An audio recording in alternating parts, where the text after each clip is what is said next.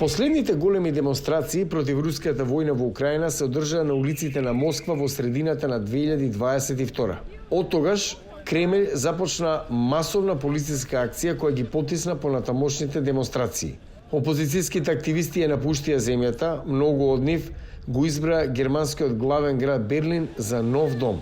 Таму тие повторно се слободни да го кажат своето мислење, а тоа им е планот за во недела.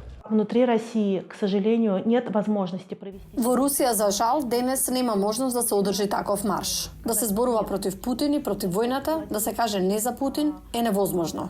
Да се каже гласно дека Владимир Путин е крвав диктатор, дека додека Путин е на власт, војната ќе продолжи. Начело на маршот ќе бидат препознатливите личности на опозицијата, како што се жестокиот политички Путинов критичар Владимир Карамурза и прогонетиот политичар во екзил Илја Јашин. Ќе учествува и Јулија Навалнаја, која неодамна изјави за британскиот радиодифузер дека има за цел да ги следи стапките на нејзиниот покоен сопруг Алексеј Навални, кој беше де-факто лидер на руската опозиција до неговата смрт во руски затвор во февруари. Ако се вратам во Русија, ќе учествувам на изборите. Демократската опозиција во Русија е историски поделена. Но сега, велат организаторите на маршот, тие ги оставаат своите разлики настрана, стојат заедно против Путин.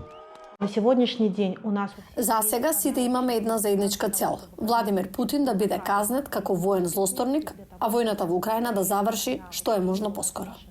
Маршот ќе се одржи под облакот на страв меѓу руските прогонети дисиденти поради предстојниот трансфер на власта во САД.